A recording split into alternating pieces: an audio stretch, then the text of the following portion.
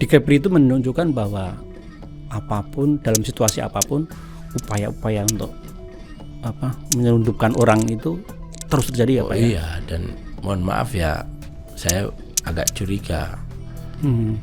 Banyak pemain di institusi masing-masing, termasuk mungkin tempat saya. Dan ini harus clear dulu kalau mau menyelesaikan itu. Kalau mereka jadi pemainnya repot kita. Sebenarnya saya berharap Pak Prabowo itu menjadikan pekerja migran ini menjadi salah satu prioritas diplomasi luar negeri beliau.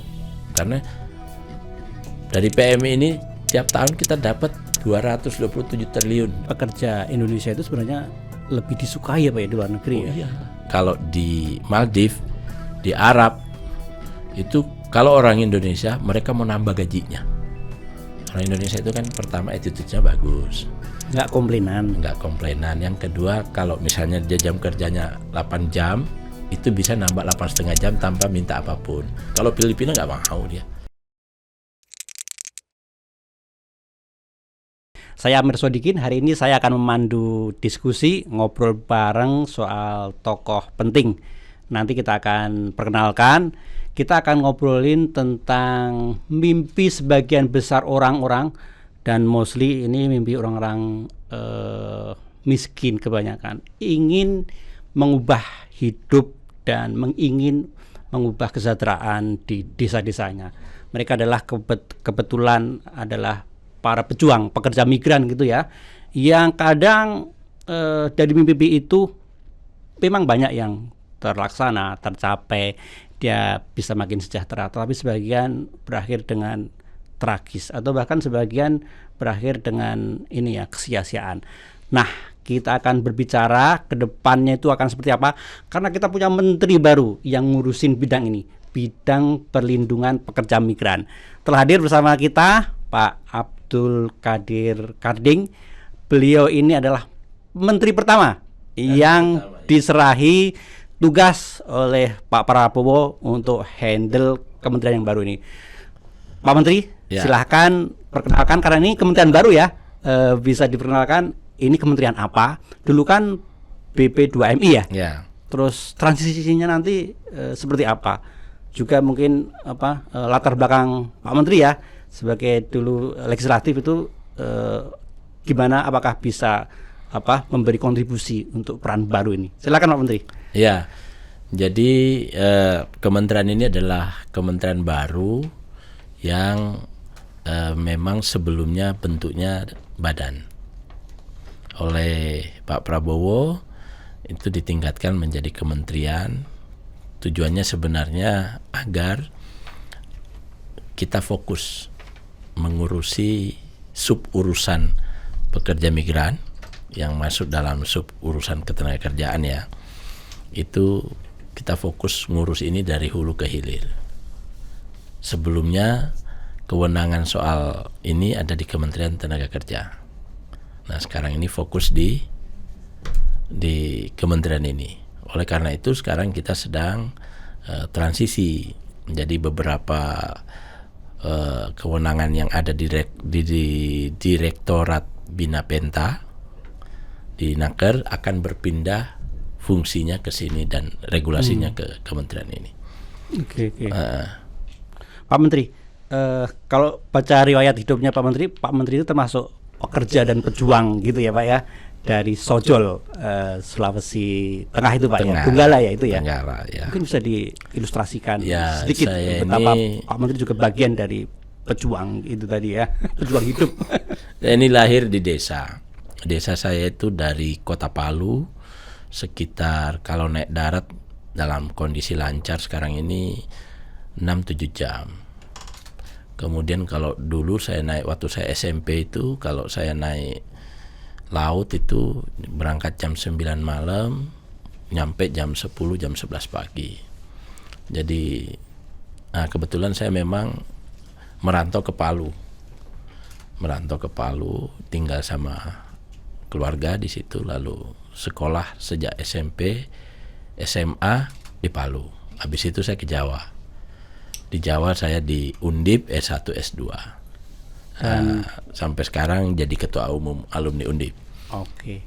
ketua IK-nya ya. Ketua Undip IK, ya. iya. Oke. Dari Sojol ke Undip ya Pak ya. Pak, ini sebelum masuk ke persoalan yang hot nanti ya, ini ada ice breaking nih Pak. Ini kita main kartu sebentar. Boleh. Tapi ini kartunya kartu aman ya. Dari beberapa kartu ini kartu tentang perspektif lah. Nanti Pak Menteri kita minta menjawab atau memilih 3 pertanyaan, dibacakan terus kemudian silahkan nanti dijawab. Ini Bacakan isi, Pak. sendiri pertanyaannya, dijawab sendiri. Iya betul. Oke. Bertanya sendiri, dijawab sendiri. Ini pertanyaan isi, tapi biasanya untuk level menteri, pertanyaan isi itu kadang merepotkan. Malah berat, kadang-kadang malah berat. Silakan Pak Menteri, diambil 3. Ambil 1 di atas, Iya, oke. ambil 1 di tengah, ambil 1 paling bawah. Oke, kita lihat nanti pertanyaannya. Cukup Pak. adil kan? Cukup. Jadi dibacakan sendiri ya. Ya, dibacakan sendiri. Bismillah. Apa arti kesuksesan untukmu? Sukses itu kalau bagi saya bisa ada manfaat dan memberi berkah kepada orang lain. Oke, good. Kemudian apa arti hidup sederhana untukmu? Hidup sederhana itu tidak hanya secara fisik, tapi juga menurut saya juga mindsetnya harus hidupnya sederhana. Sehingga Oke. nanti sampai kepada anak-anak kita. Terakhir, Apa arti kebebasan untukmu? Hidup ini nggak ada yang bebas, selalu ada tanggung jawabnya. wow. Jadi kebebasan sebebas apapun kita harus dibatasi oleh tanggung jawab terhadap orang lain, pihak lain, lingkungan dan sebagainya. Iya, keren. Ini quote of the day-nya Pak Menteri ya, terakhir tadi. Oke, kita lanjutkan ke segmen berikutnya.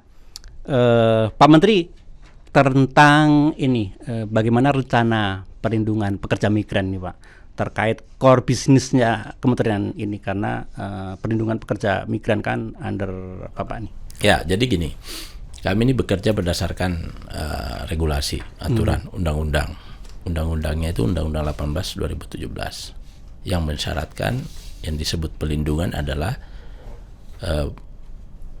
memberi perlindungan hukum, ekonomi, sosial, mulai dari sebelum pemberangkatan, setelah penempatan, dan setelah dia pulang, reintegrasi sosial bersama dan keluarganya. Jadi itu yang menjadi poin utama pelindungan kita. Nah, harusnya memang dari pra pemberangkatan itu sudah termonitor ya Pak ya? Harus, karena kalau begini ya, masalah yang muncul selama ini itu karena mungkin satu, kita tidak mampu memonitor perekrutan. Nah, perekrutan ini yang banyak masalah, banyak calo. Awal mula Iya, bencana itu dari situ dan itu Pak. di desa, rata-rata di desa ya. Yang kedua di pelayanan. Kalau pelayanannya mahal, rantainya panjang, berbelit-belit, tambah lagi pungutan, itu jadi problem. Lalu yang ketiga di penyiapan pemberangkatan, dia cukup memiliki skill atau tidak, memiliki bahasa atau tidak, paham bahasa atau tidak. Ketika ini nggak bisa kita atur sedemikian rupa, maka pasti pelindungan tidak bisa Dan itu nggak dijamin. bisa bekerja sendiri ya Pak? Nggak bisa, dia harus bekerja sama dengan semua pihak. Ini contoh ya, ini baru bicara pra ya, di penempatannya nanti kita belum bicara lagi sama nanti dia pulang. Jadi kita misalnya contoh, kita harus bekerja sama dengan pemerintah desa, karena kan sumber rekrutan itu di desa ya. Nah, dan syarat orang mau berangkat itu memang harus izin orang tua, atau yang mewakili orang tuanya, walinya, anaknya, bapaknya, suaminya, itu harus berangkat dan harus izin kepala desa. Nah, problemnya Harusnya ya. harus izin. Itu ada di aturan ya? Ada. Nah, problemnya orang juga kadang-kadang ini nggak ngerti informasinya. Problem kedua, ada yang mau yang cepet aja, dia izinnya ke RT, ke Jakarta aja dia. Dari Jakarta baru dia proses. Nah, ini kalau sudah ketemu jaringan calo tadi nih, sindikasi nih, Nah jadi kayak gitu tuh. Makanya kami kerjasama dengan Kementerian Dalam Negeri, Kementerian Desa, dan Kementerian Tenaga Kerja. Baru kita tanda tangani minggu kemarin surat edaran bersama untuk fokus, salah satunya meminta supaya ada pergub, ada perbub, ada perdes soal migrasi aman. Ada 3 kementerian tadi ya Pak ya? Iya, 4 sama kami dong. Oh 4 ya, 4 kementerian tadi. Nah di antara 4 kementerian ini siapa yang punya organ atau punya personal sampai di bawah sampai desa gitu? Ya kan Jadi, Kemendagri punya sama ya. Kemendesa kan punya itu ya. Nah dalam waktu dekat ini saya juga akan koordinasi dengan Kementerian Kependudukan karena mereka punya petugas-petugas posyandu sampai ke bawah. Iya, iya. Nah itu kan tadi kan pra ya Pak ya. Pra. Bagaimana ketika itu pemberangkatan, karena banyak yang tereksploitasi Pak. Eksploitasi itu ada yang sudah dieksploitasi dari sini dalam negeri sendiri. Misalnya dia harus membayar tinggi gitu ya Pak ya, ke entah perekrut atau ke calonya gitu.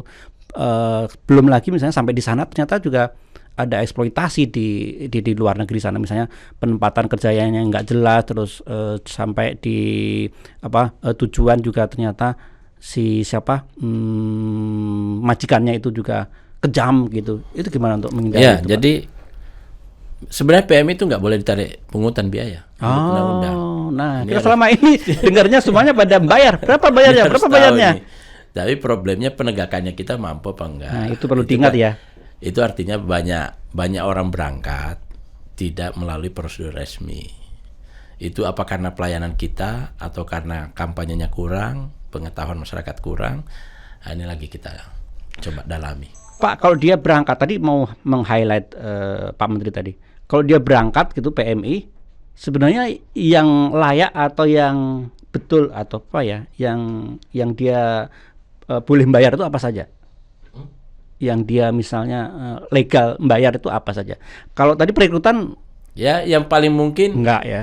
Kalau masih mereka calon aja, mungkin pelatihan mereka. Mungkin pelatihan ya. Iya, tapi sebenarnya harusnya sudah semua tidak bayar. Terutama level-level skill ke bawah itu nggak boleh. Perekrutan, kemudian penyaluran, penempatan, membayarnya di mana ini kira-kira? Mereka sebenarnya nggak boleh bayar. Nggak bayar? Dia kan penyalurnya dapat duit dari penerima kerja. Mereka harus biayai. Ini yang perlu di-highlight ya. Iya, harusnya. Cuma problemnya sekarang ke depan ini kalau kita mau serius nangani ini, ya harus sebenarnya kita memberangkatkan orang-orang yang punya skill atau paling tidak tersertifikasi oleh lembaga sertifikasi formal. Syukur-syukur ada rekognisinya dengan negara tujuan. Jadi nggak perlu lagi disertifikasi di sana.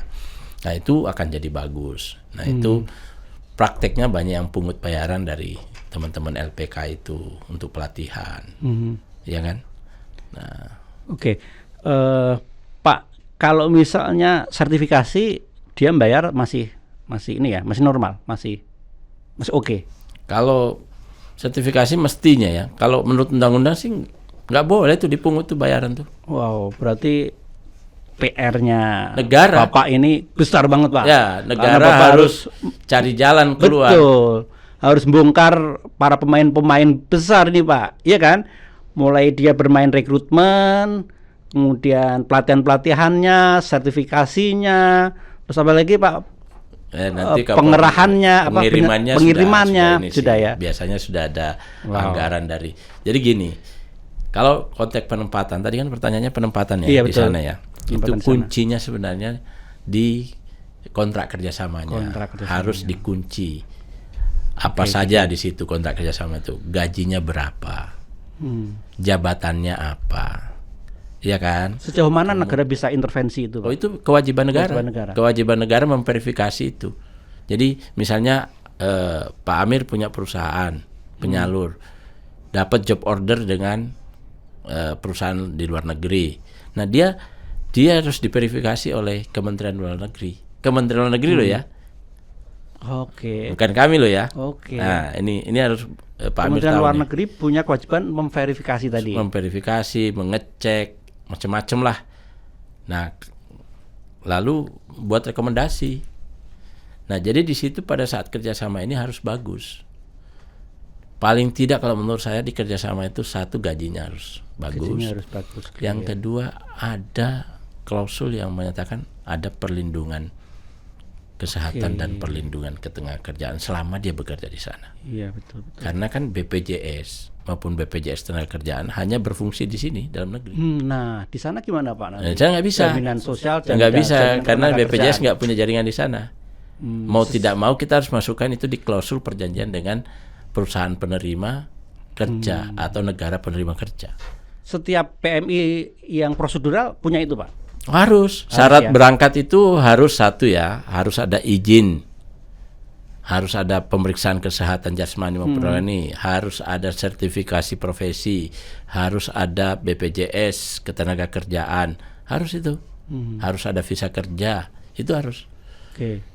Oke, tadi kita membahas soal PMI yang prosedural. Nah, tadi sempat Pak Menteri juga mention soal PMI yang unprosedural, yang itu kemudian menciptakan yang namanya TPPU tadi Pak ya. Nah, banyak kasus Pak perdagangan orang yang ini gimana Pak ngurainya ini? Mulai dari level bawah kan istilahnya quote unquote ya, menjadi faktor keterlibatan juga misalnya ya. Dia berangkat tanpa pengetahuan, tanpa informasi yang cukup.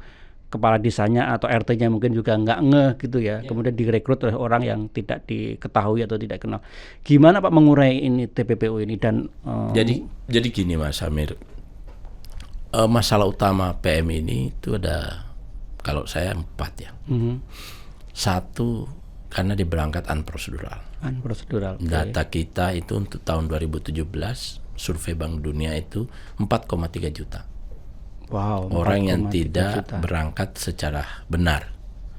Saya selalu mengibaratkan kita punya anak kita pergi keluar tapi tidak izin, tidak ngasih tahu. Kita tahu dia ngobrol di mana, nongkrong di mana, lagi ngapain, kita nggak tahu. Jadi unprosedural itu artinya kita nggak ngerti. Negara harus hadir itu gimana caranya? Karena kita nggak punya datanya. Iya, kami bilangnya ilegal gitu Pak ya. Teman-teman pers istilahnya ilegal. Jadi orang kan kalau keluar itu tadi itu ada syarat-syarat itu, lalu yang kedua dia terregister, dia punya IPMI namanya. IPMI. Iya. Nah, kalau dia tidak prosedural, rata-rata data kita yang ada sudah unprosedural, sudah unskill, itulah yang paling banyak kena masalah. Serius. Dan tidak mengerti bahasa. Ya. Tiga ini. Triple ya Pak ya kesalahannya ya. Ya. Ya kalau kita mau benahi soal PM ini, pertama kita harus membuat satu sistem yang kira-kira orang keluar bekerja itu hanya satu pintu. Yang kedua soal skill ya. Skill ini kalau kita nggak ngirim orang yang skill pasti rentan. Udah percaya sama saya dah. Rentan eksploitasi kayak gitu. Gimana caranya supaya kita ngirim skill? Kita harus bangun ekosistem pelatihan nih. Baik kerjasama dengan perguruan tinggi atau lembaga atau kementerian yang punya tempat-tempat pelatihan, maupun kita meminta orang untuk menginvestasi lembaga-lembaga pelatihan, dan nanti kita akan buat ekosistemnya dan proyeksinya. Kalau nggak bisa Pak. Saya pengennya itu ya ke depan itu lembaga pelatihan itu sudah pelatihan bahasa sama skill, sekaligus juga dia sudah tersertifikasi di situ. Dan nanti dia fokus saja, dia melatih orang khusus di sektor mana, negara tujuannya nanti kita bawa kemana, ke Jepang misalnya. Udah Jepang aja, udah sektor ini aja, jangan banyak-banyak, 2 atau 3 sektor aja yang kira-kira dia bisa. Nah nanti negara yang mengatur sama perusahaan nih, ini ke sini, ini kirimnya ke sini, ini kamu fokus di sini.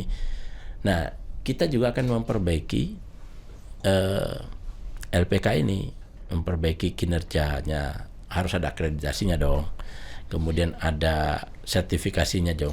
Tapi ini maksud saya LPK khusus yang luar negeri ya, Pak Amir ya. LPK dalam negeri kita nggak ikut-ikut, itu urusannya Naker. Jadi ya gitu. Kita harus ada ekosistem yang bagus. Tapi itu kewenangan Pemda, bukan kewenangan kami. pendirian LPK itu. Oke, Pak, masih ke eksploitasi. Kan ini sering terjadi kasusnya. Dan pelakunya itu mostly baru orang-orang yang di level bawah yang keciduk gitu Pak ya. Nah, gimana Pak biar ini tuh bisa ketemu pelaku besarnya gitu Pak. P2MI punya daya dan kekuatan nggak Pak untuk bisa memastikan bahwa para pemain besar ini betul-betul bisa kena libas gitu loh. Ya harus kerjasama lintas kementerian. Kami harus komunikasi baik dengan imigrasi, dengan teman-teman TNI, teman-teman Polri, teman-teman kejaksaan, intelijen. Kita harus sama-sama itu. Tapi yang kami lakukan sekarang, paling tidak kami bentuk tim reaksi cepat untuk menyelesaikan mungkin nggak mungkin semuanya, tapi saya ingin memastikan bahwa ini reda dulu sedikit ini. Dan targetnya bukan nangkap PMI, bukan, tapi nangkap pengembangannya pasca itu. Sindikat siapa yang main, kelompok mana, sindikasi mana, itu dulu. Sambil nanti di tingkat nasional saya sudah usul ke Pak Menko Polkam agar ada desk khusus di Menko Polkam khusus unprosedural dan TPPO. Jadi memang ini harus diserius karena ini mandatnya Pak Prabowo, Pak. Salah satu mandat Pak Prabowo itu adalah pastikan jangan ada pekerja migran kita tereksploitasi, jangan sampai terjadi human trafficking dan TPPO. Oke, itu mandat jelas. Itu mandat jelas, sangat jelas. Nah, untuk ini Pak, biar pekerja migran di luar itu kalau ada apa-apa, ada kasus itu dia bisa langsung kemana, terus dia juga dapat perlindungan hukum. Itu flow-nya apakah sudah dipastikan atau SOP-nya sudah dibuat sehingga semua orang tahu kemana harus melapor? Harusnya mereka ke KJRI atau ke Dubes. Itu harusnya melapornya ke sana. Nah, tapi ke depan menurut saya memang kita harus mengembangkan sistem digitalisasi yang agak bagus. Misalnya ada panic button, tombol panik. Tombol panik ya. Ya, untuk mereka yang bekerja. Dia paling tidak 1 bulan sekali tahu posisinya di mana, baik-baik saja. Dengan sistem yang ada mungkin bisa salah satu kita mengurangi itulah ya di sistem ini. Betul. Nah, memang sistem data yang kita punya harus terintegrasi paling tidak dengan Dukcapil, dengan luar negeri, dengan imigrasi, dengan perikanan, karena ada terkait dengan Kementerian Kesehatan. Nah, tadi juga saya ketemu teman-teman internasional IOM, organisasi for migran itu. Kita juga lagi mendorong untuk ada satu data untuk pekerja-pekerja migran yang ada di Asia. Itu kolaborasinya dengan banyak pihak ya Pak? Harus berkolaborasi dan kita harus kembangkan sistem digital kita supaya lebih canggih. Tidak hanya sekedar dataan prosedural atau prosedural gitu, nggak boleh. Dia harus aktif lah. Iya betul. Pak, ini kan karena minat untuk memperbaiki nasib itu begitu tinggi di negeri kita, sementara serapan tenaga kerja di dalam negeri kurang ya.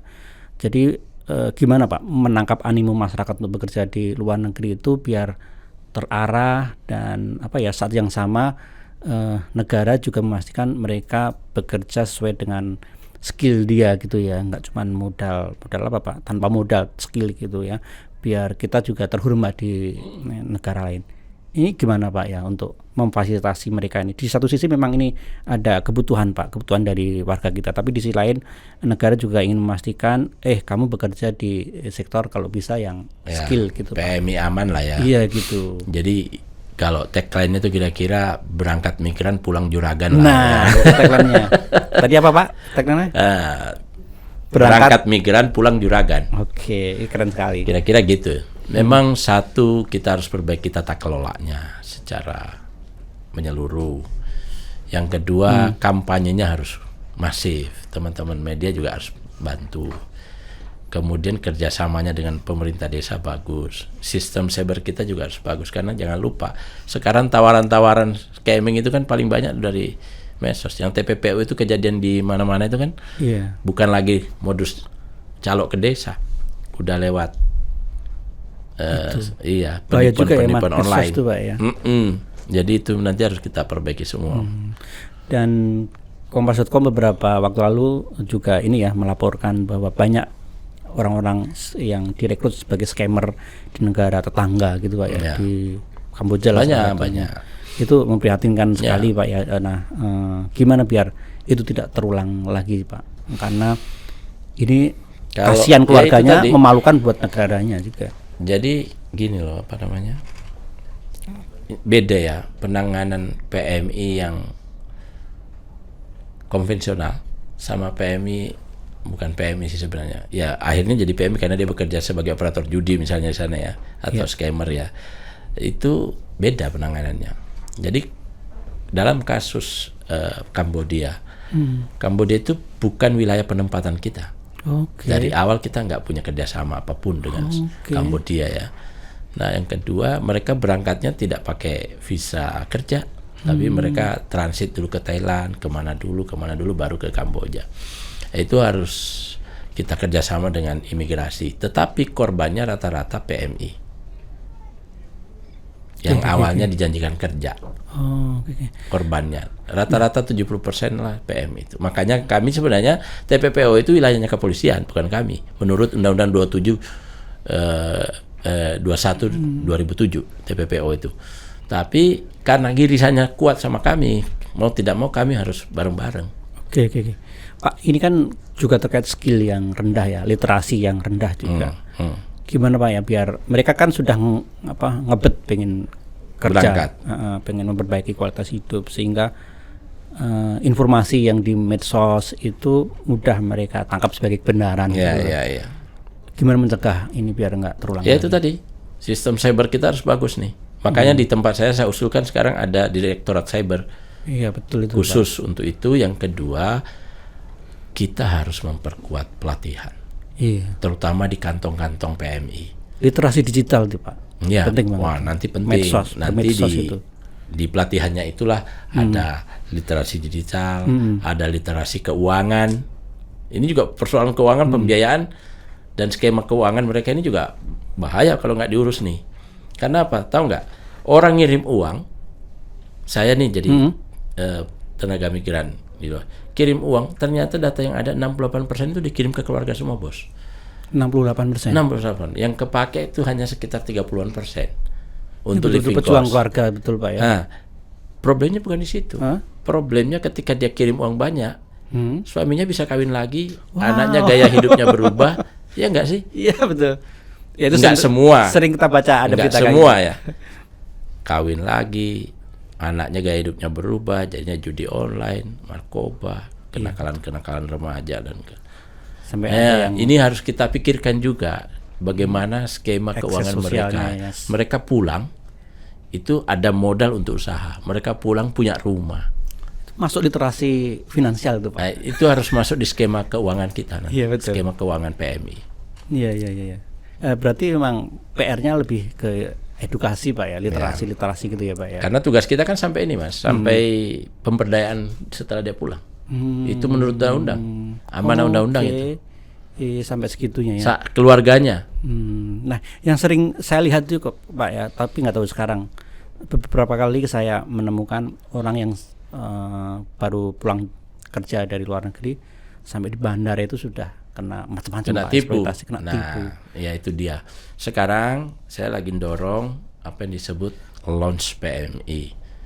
Alhamdulillah teman-teman BUMN Pak Erik ya. Di sana ada launch gitu ya. Ada launch PMI itu Pak Erik itu ngasih saya gratis tuh punyanya Journey in Journey itu di bandara-bandara internasional. Jadi di sini nanti kita tambah help desk. Jadi dia tidak hanya sekedar launch, tidak hanya sekedar pengumuman, tapi dia ada help desk-nya yang nanti membantu kalau mereka pulang, membantu mulai dari ngurusi administrasi mereka keluar itu dari imigrasi sampai dia ngambil barang sampai dia charter mobil pulang. Di sini nih permainannya di sini banyak nih. Betul. Sini mereka dikerjain biasanya nih. Ini harus kita putus ini. Nah, memang petugas-petugas saya ini harus dibayar agak mahal di sini. harus insentifnya kuat supaya dia tidak main-main juga. Iya, betul. Kenapa? Dulu kan ada jalur khusus PMI. Itu banyak diprotes gara-gara apa? Karena Dimanfaatkan malah. justru pemainnya Di situ. justru dari kita sebagian oknumnya nih. Nah ini harus kita belajar dari situ.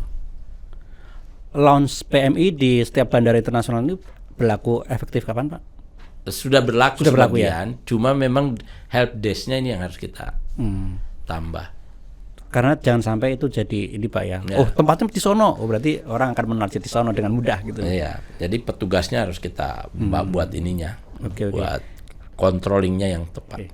Pak, sebagian kasus-kasus yang ada di penempatan tenaga kerja di luar negeri itu dari negaranya yang memang tidak punya aturan atau memang just nggak punya respect kepada pekerja migran dari Indonesia. Nah, gimana Indonesia agar punya MOU atau kerjasama kuat gitu dengan pemerintah di luar sana, bahwa mereka itu juga wajib melindungi pekerja kita. Kalau enggak, kita ban atau kita hentikan gitu, Pak. Ya, jadi ada undang-undang kita tidak membolehkan sebenarnya bekerja sama dengan negara yang perlindungan migrannya lemah. Oke, Itu konkret. sudah ada ya. Ada pasalnya ada. Oh, Nah, oke. tetapi faktanya misalnya kayak Malaysia, Arab, itu kan ya, itu kan tetap berjalan karena sudah lama. Itu kan sudah cukup lama. Nah, memang langkahnya adalah kita harus ada kerjasama bilateral yang kuat. Dulu sempat ada moratorium tapi enggak. Itu yang di Arab, yang di Arab. Di Arab ya. Ya, jadi bilateral ini nanti akan saya cerita soal Arab. Bilateral ini harus ada prioritas. Sebenarnya saya berharap Pak Prabowo itu menjadikan pekerja migran ini menjadi salah satu prioritas diplomasi luar negeri beliau. Karena dari PMI ini tiap tahun kita dapat 227 triliun remittance devisa. 27 triliun. 27 triliun dari pahlawan devisa yang sering kita bicarakan ya. Itu dapat tahun kemarin tuh nilainya segitu. Wow. Nah, jadi Gede sebenarnya nih banyak masalahnya, tapi juga potensinya menurut saya luar biasa. Nah, soal Arab sampai sekarang ditutup. Sampai sekarang tuh Sampai sekarang masih secara formal SOP ditutup. formal ditutup. Ya, Kalau faktanya ada berarti unprocedural itu. iya, pasti apa sudah. Faktanya kemarin saya ketemu Gubernur PJ NTB. Pak, masih 1.000 Pak setiap bulan Pak. Waduh, gawat juga nih. Akhirnya oke, kita akan kaji apakah tetap kita buka dengan satu kita buat klaster dan kerjasamanya kita perbaiki betul, detil. Perlindungannya itu Pak ya di sana ya. Iya. MOU-nya diperbaiki. Tidak boleh langsung ke majikan. Ya. Satu, tidak boleh langsung ke majikan, dia perusahaan ke perusahaan. Perusahaan lah yang mendistribusi ini. Kalau ada apa-apa kita kontak ke perusahaannya. Kalau langsung majikan nggak bisa ngatur kita. Iya betul. Itu yang kedua, pasti gajinya harus bagus. Ada standar yang kita sudah tentukan. Lalu yang ketiga, perlindungan kesehatannya maupun ketenagakerjaan harus jelas. Kalau enggak, mending nggak usah. Saya akan mengambil sikap itu terhadap semua negara. Ketika perlindungannya jelek, dia tidak mau berubah, lebih baik kita nggak ngirim. Tinggalkan. Lebih baik nggak ngirim. Ban saja Pak. Ya daripada kita gini loh, ngirim orang ini bukan hanya sekedar bekerja, masalahnya juga nama baik bangsa Indonesia. Betul itu Pak. Masa kita disebut indon, masa kita disebut ya Bapak kalau berangkat umroh pakai batik pasti disebutnya TKI. Itu kan udah frame orang terhadap kita ini udah merendahkan sejak awal. Menyakitkan situ. Tapi sebenarnya kalau kita bisa kirim yang skill, untungnya juga dapat. Dia bisa jadi duta bangsa kita, soal budaya kita, dia bisa transfer knowledge. Misalnya ya dia bekerja di Toyota, dia pulang-pulang 3 tahun dia bisa jadi ekspor dan dia bisa kalau kita mendirikan perusahaan mobil kita udah bisa. Betul itu. Transfer of knowledge-nya Lalu dapat. yang ketiga harus diakui Pak, di desa Pak, itu pasti menumbuhkan ekonomi. Saya punya saudara sepupu saya. Magang aja dia itu ke Korea 3 tahun kalau nggak salah. Dia pulang bangun kos-kosan 6 kamar apa 4 kamar itu ya. Dia ada buka fotokopi, dia buka fotografi, dia bisa menikah. Itu baru magang. Nah, kalau kerja mekanisme keuangannya kita atur, konsep keuangannya kita atur, itu akan membangun ekonomi, mengurai pengangguran. Iya, Permintaan setiap tahun 1 juta Pak tenaga kerja skill loh ke luar negeri. Kita baru memenuhi 267.000. Masih ada 70% lebih yang belum. Jadi Peluang kalau itu ini sebenarnya kita tinggi ya, Pak, tata, ya? Iya. kita tata, kuncinya di unprocedural tadi kita kurangi, di vokasinya kita maksimumkan, sertifikasinya kita perbaiki, dan skema-skema lain skema keuangan kita perbaiki. Dan peluangnya itu sangat tinggi karena pekerja Indonesia itu sebenarnya lebih disukai ya Pak ya di luar negeri ya. Iya, misalnya contoh spa, potong rambut dan sebagainya itu. Kalau di Maldives, di Arab itu kalau orang Indonesia mereka mau nambah gajinya. Orang Indonesia itu kan pertama attitude-nya bagus, Nggak komplainan. Yang kedua, kalau misalnya dia jam kerjanya 8 jam, itu bisa nambah 8,5 jam tanpa minta apapun. Bisa disuruh ngerjain yang lain nggak? Mungkin sih. Kalau Filipina nggak mau dia. Nggak mau. 6 jam pulang dia. Saya dengar di Australia juga kayak gitu Pak. Jadi pekerja Indonesia biasanya di pihak pemberi pekerjaan mau bersedia ngasih lebih dibanding dari negara lain. Ini sebenarnya modal sosial kita ya Pak ya, untuk promote bahwa kita itu pekerja yang punya attitude baik. Kita punya ini ya, skill harusnya ya. Kita jual memang skill sih Pak ya. Nah Pak, sama mental sih. Mental juga mental ya? Itu banyak juga yang dikirim baru sebentar sudah. Nah mungkin nanti di pelatihan itu harus ada khusus untuk psikis ya. Iya. Karena beberapa negara memang tekanan kerjanya memang tinggi ya, Pak. Tinggi banget ya, beda dengan di Indonesia. Berat. Iya. Untuk sholat aja belum tentu bisa loh itu. Nah, iya betul itu. Itu perlu mental kuat dan strategi juga mental ya. kuat dan perjanjian kita harus kita atur semua nanti. Iya.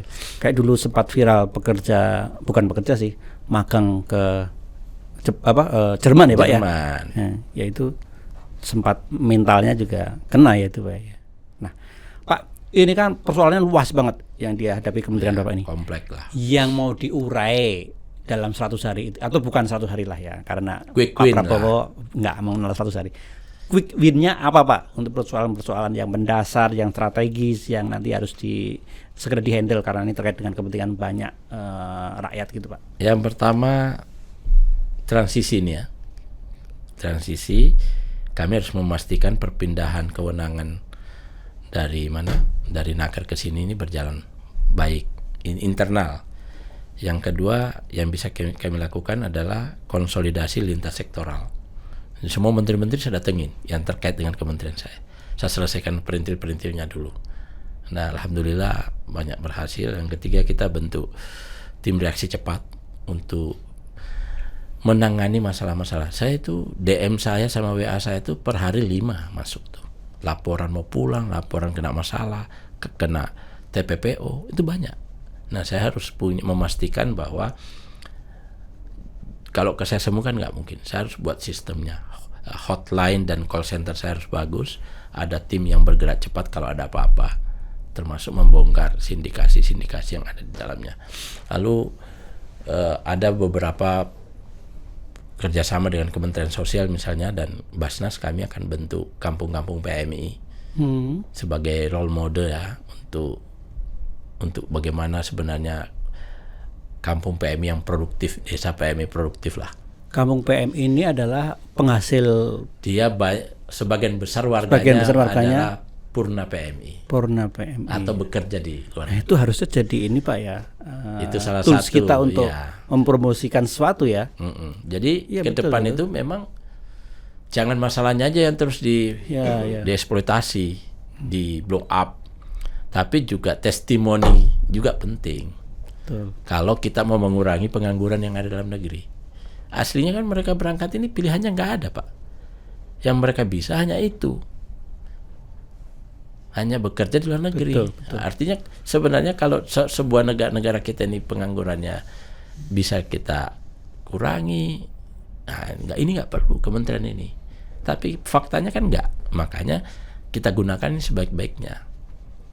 Ya, kita harus benahi macam-macam lah, kerjasamanya, pelayanannya, pelindungannya, pas mereka pulang. skema keuangannya, mentalnya, banyak sekali. Tapi yang bukan strategi, yang quick win salah satunya itu. Lalu kami juga ngadain makan gratis untuk anak-anak PMI, keluarga PMI yang di mana ada kita laksanakan di beberapa titik di kantor. Makan gratisnya di Indonesianya ya? Di Indonesia. Oke. Ada lagi quick win lain Pak? Yang lain yaitu aja paling konsolidasi ke penyusunan SOTK kita juga belum selesai kan, kita harus cepat. Yang TPPU tadi unit reaksi cepat tadi ya, handle itu ya? Itu udah jalan dan sudah banyak kita tangani. Kemarin saya ke Kepri juga ada beberapa yang kita gagalkan. Banyak lah. Di Kepri itu menunjukkan bahwa apapun, dalam situasi apapun, upaya-upaya untuk menyelundupkan orang itu terus terjadi ya Pak ya? Iya, dan mohon maaf ya, saya agak curiga banyak pemain di institusi masing-masing, termasuk mungkin tempat saya. Dan ini harus clear dulu kalau mau menyelesaikan itu. Kalau mereka jadi pemainnya repot kita. Iya, betul. Cuma ini tapi dugaan ya. Iya, okay. Karena kita kan nggak bisa nyebut person to person hari ini karena kan data kita belum. Oke. Iya. Pak, jangka panjang nih Pak, apa yang ingin dicapai dari kementerian ini selama 5 tahun? Kalau saya ke depan pengen itu punya target. Misalnya ada permintaan 1 juta, negara ini bisa kirim berapa ratus ribu, ya kan? Itu dari sisi potensinya. Devisanya misalnya 270 berapa tadi? 270-an triliun itu meningkat jadi berapa? KPI-nya kan begitu ya. Gitu, ya. Kemudian pekerja yang medium skill sampai skillnya bagus yang terkirim berapa, yang domestik berkurang berapa. Jadi grafiknya ini harus berimbang. Ini kan masih 70-30 nih, pelan-pelan kita geser nih. Domestik tuh 70-an. Iyalah. Wow, banyak sekali ya Pak ya. Iya. Domestik itu artinya yang bekerja untuk ini ya, kepentingan domestik, caregiver, ART, macam-macam gitulah. Itu termasuk pekerja kebun, ya, profil kita ya, driver. Nah kita geser nih, kita geser. Itu salah satu jangka panjang dari sisi pengiriman. Lalu berapa kasus yang bisa terselesaikan? Yang bisa kita selesaikan kan banyak kasus, cuma nggak tercover selama ini. Sama speed penyelesaiannya Pak. Speednya bagaimana? Itu juga penting. Nah jadi itu kira-kira. Nah itu di penempatan maupun pemulangan. Tapi kalau di ini ya regulasinya harus berubah Pak. Jadi regulasi ini kalau mau hulu hilir harus kita rubah. Nah ini ada revisi undang-undang, ada konsolidasi permen yang dulu perban sama permennya dalam negeri naker sama punya kita, ini mau saya konsolidasikan. Nambali yang belum tercover kita cover. Dan mengurangi yang nambah-nambah biaya. Kan begini kan, setiap peraturan itu karena kita harus lihat itu sebagai insentif. Kalau insentif itu berarti ada uang, konsekuensi biaya. Iya. Harus kita buat peraturan itu harus dicek, ini membebani biaya enggak. Jangan sampai niatnya mau mengontrol, mau pembinaan tapi justru nambah biaya. Iya, betul. Tambah ruwet hidupnya. Sama tadi Pak ya, kayaknya perlu ya ke jangka panjang itu memastikan pungutan-pungutan di setiap jenjang tadi loh Pak. Gak boleh ada itu. Gak boleh ada itu. Ya, makanya harus diperbaiki ekosistem pelatihannya, ekosistem perekrutannya, pelayanannya, penyalurnya juga harus perbaiki. Di luar negeri juga harus kita buat sistem yang bagus. Ya. Itu harus bagus semua. Oke, nah, Pak. Digital ini bisa kita pakai lah ke depan. Ya, untuk campaign ya Pak ya. Sistem digital. Sistem digital. Kita harus serba digital kalau bisa ya. Oke, kita sudah pada penghujung podcast ini. Pak Menteri, saya ingin Pak Menteri kasih semacam entah itu semangat, ini untuk closing Pak ya, penyemangat atau memberi informasi atau campaign gitu. Satu, untuk orang-orang yang lagi cari pekerjaan ke luar negeri, calon PMI, itu seperti apa. Kedua, message atau pesan untuk para pekerja migran yang sudah ada di sana itu Pak.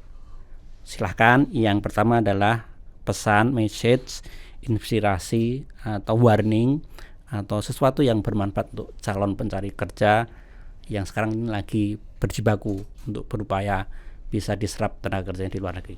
Ya, jadi yang pertama semua warga negara ya, anak-anak yang mau bekerja di luar negeri, yang pertama pastikan Anda berangkat prosedural. 1. Yang kedua, pastikan Anda punya skill yang tersertifikasi. Yang ketiga, pastikan Anda mengerti bahasanya. Kalau 3 ini bisa, udah aman. Kalau belum 3 ini, jangan dulu berangkat. Dan mengerti secara teknis apa saja yang dipersyaratkan untuk berangkat secara prosedural. Karena kalau Anda berangkat non prosedural bisa jadi korban human trafficking. Oke. Dan perbudakan modern. Pesan yang kedua Pak, untuk mereka yang sudah ada di luar negeri ya sebagai PMI, apa yang ingin disampaikan? Teman-teman PMI yang di luar negeri, yang pertama tentu harus attitude-nya terus dijaga, karena apapun Anda itu adalah duta-duta bangsa. Yang kedua, menurut saya harus mulai mengatur keuangannya sejak di sana. Mana yang untuk keluarga, mana yang untuk living cost, mana yang untuk modal hidup kalau nanti kembali. Kalau syukur-syukur sudah berpikir saya punya rumah ke depan. Kalau 3 ini ditata dengan baik, maka insya Allah akan baik, akan berkah. Oke. Terima kasih banyak Pak Menteri. Terima kasih Pak Amir. Sahabat Kompas.com, hari ini kita belajar banyak ya dari Pak Menteri. Bagaimana Pak Menteri nanti tadi ya sudah menyampaikan quick win bahwa beliau sudah membentuk tim redaksi cepat yang bisa menghandle berbagai isu yang mungkin segera kita ini ya kerjakan. Nah, kami menyadari bahwa banyak harapan-harapan terutama di desa-desa untuk bisa mengubah hidup dan masa depannya menjadi lebih baik, dan itu tidak terfasilitasi di dalam negeri. Kami menyadari bahwa urgensi untuk mereka mendapat pendidikan yang baik, mendapatkan pelatihan yang baik, dan mendapatkan informasi yang pas itu betul-betul mendesak untuk dikerjakan. Karena itu inilah peran penting dari kementeriannya Pak Abdul Qadir Karding ini yang kedepannya diharapkan bisa membawa mereka ke dalam tadi ya mewujudkan mimpi-mimpi untuk menyejahterakan keluarganya, untuk menghidupi anak dan keluarganya. Nah, terima kasih Pak, Abdul Qadir Karding. Ini diskusi yang sangat berkesan. Nanti mudah-mudahan kita bisa ini ya bisa ada di ngobrol di site gitu ya, misalnya di tempat pelatihan atau apa gitu ya, yang kita bisa menggambarkan harapan dan juga ekspektasi orang-orang di bawah itu betul-betul sangat-sangat berharap negara ini bisa memfasilitasi mereka bisa bekerja gitu. Itu sih, entah bekerja di dalam negeri atau bekerja di luar negeri. Nah, kalau intinya mau bekerja di luar negeri memang ini jadi urusannya Pak Menteri ini. Pak Menteri ini adalah Menteri pertama yang ngurusin PMI. Selamat buat Pak Menteri juga ya. Mudah-mudahan quick win-nya nanti bisa berhasil. Saya Amir Sodikin. Selamat siang.